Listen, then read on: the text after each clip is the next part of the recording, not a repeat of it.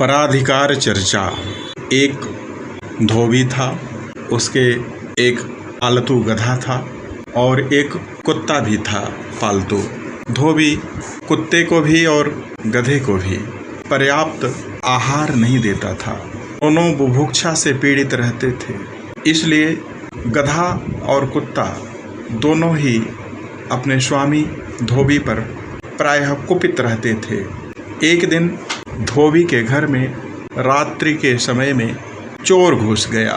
चोर को देखकर कुत्ता एक बार सोचा कि मुझे भौंकना चाहिए और स्वामी को, मालिक को जगाना चाहिए, लेकिन फिर उसको याद आया कि यह स्वामी बड़ा ही दुष्ट प्रकृति का है और भरपेट आहार मुझे नहीं देता है, इसलिए मैं आज इसकी चोरी हो जाने देता हूँ और भौंकूंगा नहीं। जहाँ कुत्ता था वहीं पास में गधा भी था बंधा हुआ। गधा को भी मालिक पर्याप्त आहार नहीं देता था, वह भी अपने मालिक से, धोबी से प्रायः रुष्ट रहता था। किंतु गधे ने कुत्ते को याद दिलाया कि हे कुत्ता, आज मालिक के घर में चोरी हो रही है, ऐसे में हम दोनों का यह कर्तव्य है कि अपने स्वामी की सुरक्षा करें। तुम्हारा तो विशेष कर्तव्य है कि तुम्हें भौंकना चाहिए और स्वामी को जगाना चाहिए, ताकि स्वामी जाग कर चोर से अपने घर की और अपने सामान की सुरक्षा कर सके। कुत्ता ने गधे से कहा, मैं ऐसा करना चाहता था, किंतु यह स्वामी बड़ा ही निर्दयी है, भरपेट आहार नहीं देता है मुझे भी और तुम्हें भी, इसलिए आज इसकी चोरी हो जाने देते हैं और हम लोग अपने कर्तव्य का निर्वाह नहीं करेंगे। गधा ने कहा कि स्वामी भक्ति यही कहती है कि हमें अपना निर्वाह करना चाहिए कर्तव्य का, और मैं तुमसे पुनः कहता हूँ कि तुम भूखो और स्वामी को जगाओ।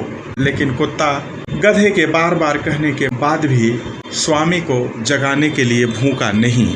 अंत में गधा ने कहा कि कोई बात नहीं, तुम अपने कर्तव्य का निर्वाह नहीं करना चाहते, मत करो, मैं तो अपने कर्तव्य का निर्वाह करूंगा, मैं स्वामी को जगाऊंगा। और इतना कहते हुए, सोचते हुए गधा अपनी कर्कश आवाज से रात्रि में कोलाहल करने लगा और चींपू चींपू चींपू कर्कश आवाज में चिल्लाने लगा। मालिक की नींद खुल गई और चोर भी तब तक से भाग गया था, लेकिन मालिक गया गधे के पास और सोचने लगा कि यह आधी रात को गधा क्यों चिल्ला रहा है।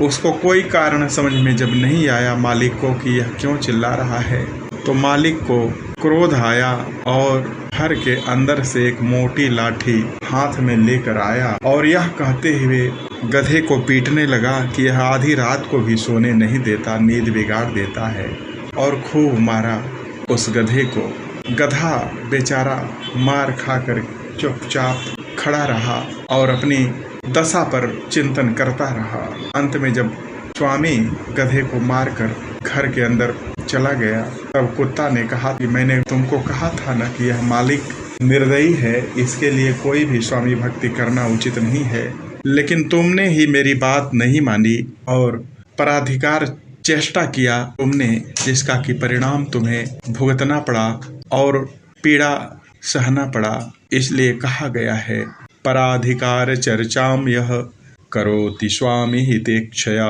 स विसीदति चित्कारात् ताडितो गर्दभो यथा। अर्थात पराधिकार चर्चा जो व्यक्ति करता है वह व्यक्ति उसी प्रकार से पीड़ित होता है, ताड़ित होता है और विषाद करता है। इस प्रकार से गधे ने पराधिकार चेष्टा किया था। भौंकने का कार्य कुत्ते का था, गधे का नहीं, लेकिन गधे ने पराधिकार चेष्टा करके चित्कार किया, कोलाहल किया, जिसके परिणाम स्वरूप उसे विषाद उठाना पड़ा, क्लेश सहना पड़ा। इसलिए बुद्धिमान व्यक्ति को पराधिकार चर्चा, पराधिकार चेष्टा कभी नहीं करनी चाहिए। दूसरे के कृत्य के बदले में खुद सहयोग नहीं करना चाहिए।